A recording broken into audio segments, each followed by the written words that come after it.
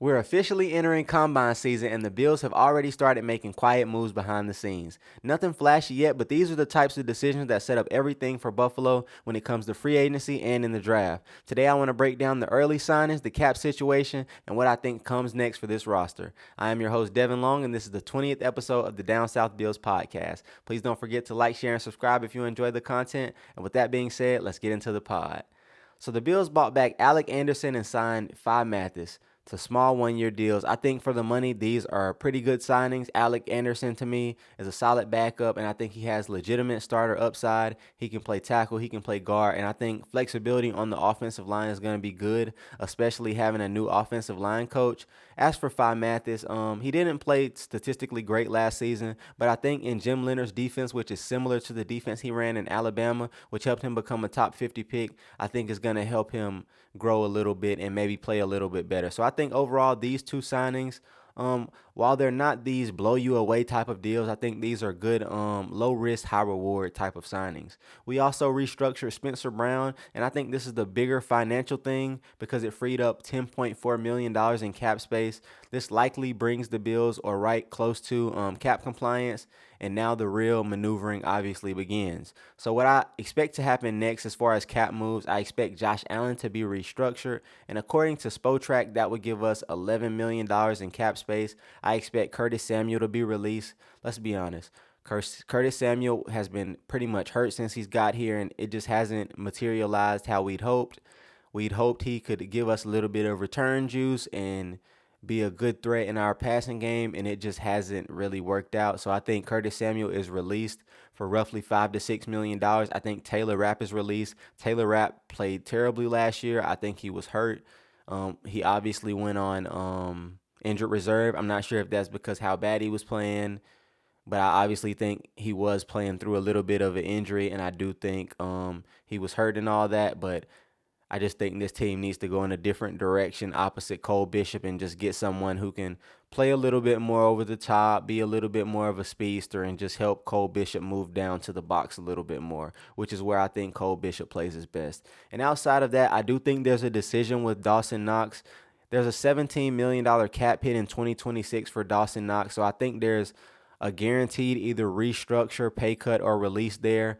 And according to Spotrac, as far as Josh Allen, Curtis Samuel, Taylor Rapp, and then any decision on Dawson Knox, these will get the Bills to around $20 to $25 million in workable cap space, and I think that's gonna be about where they're gonna land, barring any other huge moves that they need to make. So I think that amount of money, while it isn't something that's gonna blow you away, as I'll mention in the next segments coming up, that'll be enough for us to get a little bit of thing, get a few players in the free agency, and also be able to sign our rookies after the fact of signing them, even though that's takes place in like August, July, so a little bit down the line. But I do think having $20 to $25 million in workable cap space is more than enough for the Bills to start with. And Brandon Beane, he may do this as he goes. He may not do all these at once, but I do think those are the moves that will guaranteed happen. If I'm wrong, I'm wrong. Yeah, I'll admit that. But I do think Josh Allen gets restructured. I think Curtis Samuel is released. I think Taylor Rapp is released.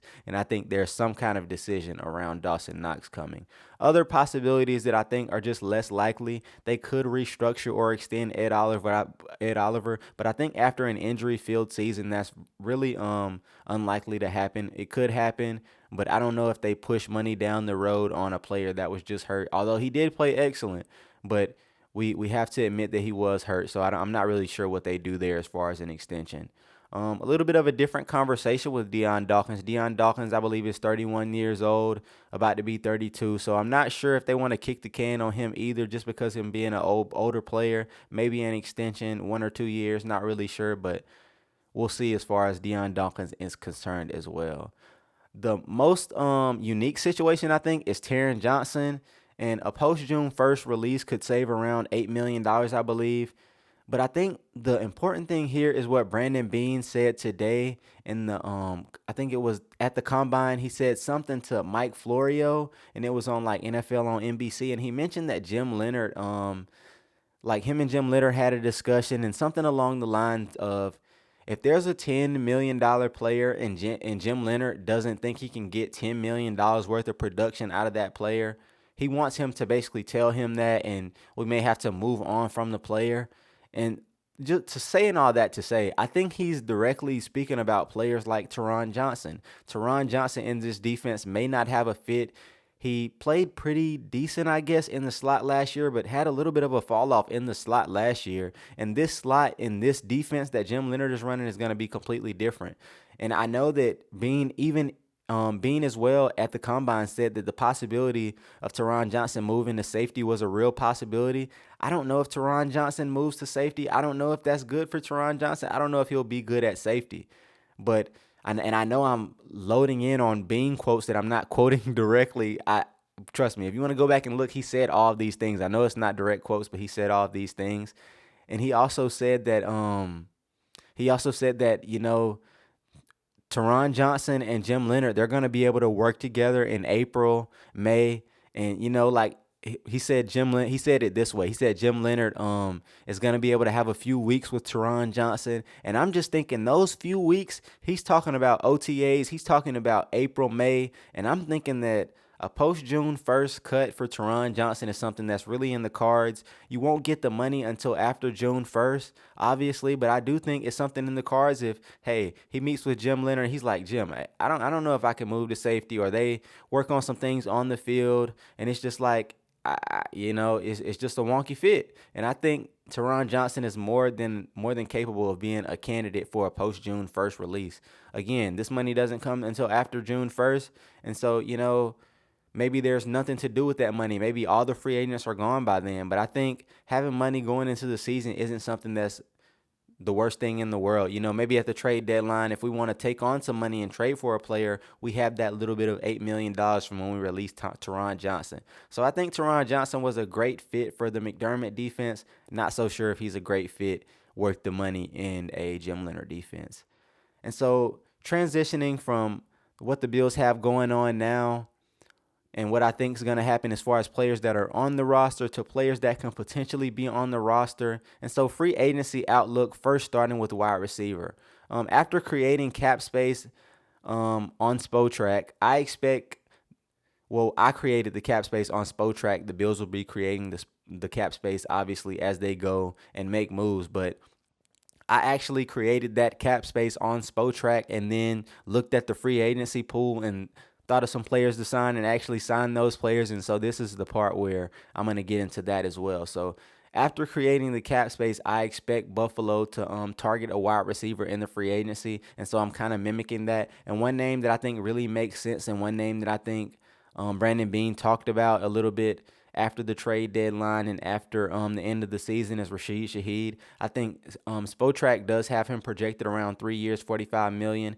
And so I went ahead and took that for the Bills and added void years, which Brandon Beane usually adds void years, and that could sit around $4.5 million as a cap hit this year. So getting someone who can stretch the field and have elite return ability and really be something that this offense is missing and really change the offense for a $4.5 million cap hit this year, I think that'll be a home run hit for Brandon Beane. And I don't think this is something that's going to jump off the page to a ton of people, but to me, I think that would be something that would completely change our offense without having to, make a splash trade. And, I do think if we can trade for Jalen Waddle, Garrett Wilson, or something like that, I would be excited for that as well. But I think I'm not really sure with Brandon Beane. And, we haven't seen a splash yet in however many years. So I just want to go with the most realistic thing that's going to happen here and show that to you guys versus doing these made up trades and, things like that. Because don't get me wrong, they could happen. We could get Max Crosby. We could get Jalen Waddle. We could get Garrett Wilson. I would like to do all that, but that's just not something that I'm really confident in saying is guaranteed to happen. I think the things that I'm laying out right here are very much more likely to happen and be guaranteed, and something that, hey, you guys can look back and say Devin gave us something logical. It may have not been Rashid Shaheed that we signed, but we did sign a receiver out of free agency around 3 years, $45 million. Someone who changed our offense, gives us something that we don't have, and then, go from there. But, yeah, I do think we get somebody out of free agency at a wide receiver. Maybe not an elite. Maybe we do get Mike Evans on a 1-2 year deal. But I think Rashid Shaheed, although he's not been a high volume guy as a wide receiver, I think he's someone who maybe can be a high volume guy and someone who definitely would change our return game as far as punt returning immediately, and also give us a true field stretcher and someone who defenses would definitely have to worry about getting loose behind the safeties. And then I think there's also going to be some Denver connection moves on defense. I think with Jim Leonard coming from Denver, I think them having some free agent players on the defensive side of the ball, I think a lot of those guys could be candidates for being signed to the Buffalo Bills. So on Spotrac, for example, I did a 2-year deal for John Franklin Myers. I think the Bills can get John Franklin Myers to reinforce the defensive line and get some help there. I think the Bills could get P.J. Lockett at safety, who was like the third safety on the Broncos, played a good bit, but someone who I think would very much complement the skills of Cole Bishop.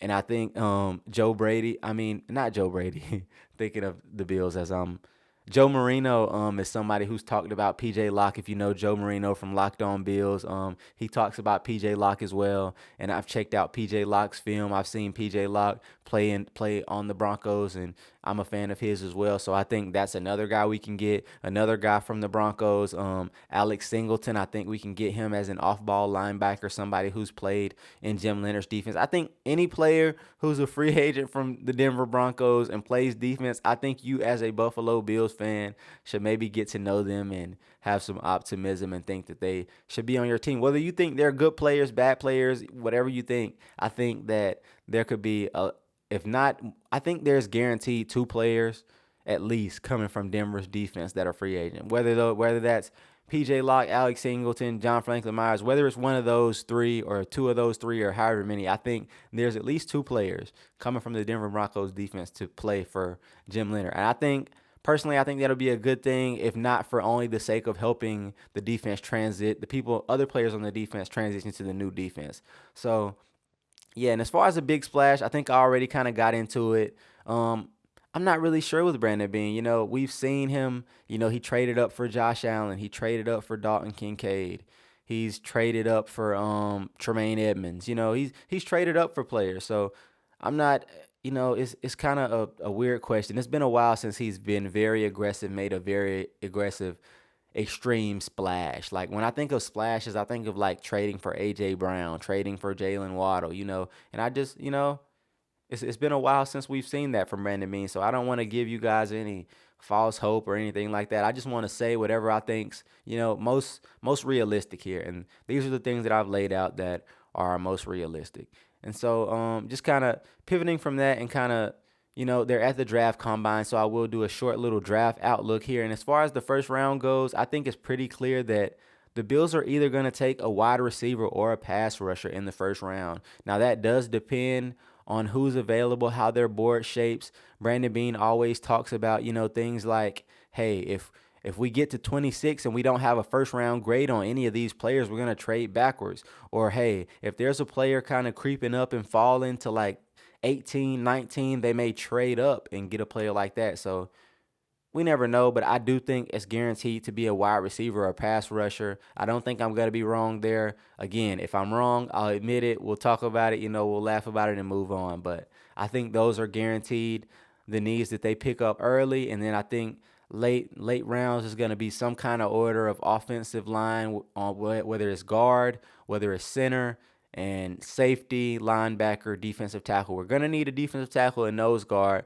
I think we're going to get one of those nose tackles out of free agency, but I think we're going to also need to get a big guy who can play first down and stop the run and not get pushed out of the way in the draft as well. Because people say Deion Walker is big. I know Michael Hoyt had an interview and was talking about how big Deion Walker is, but I don't think Deion Walker is that guy you want in that. I think Deion Walker is probably going to be a 4-eye. I think you want. Well, he can play that nose tackle, nose guard spot and be that big run stuffing, but that doesn't. We all seen Deion Walker. He moves like a cool guy. So I don't know if he gonna be that. You're not pushing me out of the way like run stuffer. So we'll see if we can get one of those guys in the draft as well. But yeah, as far as first round goes, I think it's wide receiver, pass rush guaranteed, and then filling out the needs: offensive guard, center, safety, linebacker. and defensive tackle in any order. You never know with Brandon Beane, so we'll see. As far as my closing thoughts, overall, I think the Bills clear enough cap space to fill the biggest holes in free agency, and then basically double dip at those same positions in the draft. And maybe we get a splash wide receiver or edge. Who knows? Not really banking on that, but we'll see. That's where things stand heading into the combine. Let me know if you disagree with any of the moves I said and what you think is next for this roster. Let me know all that in the comments. Once again, I am your host, Devin Long, and this is the Down South Bills podcast. Go Bills.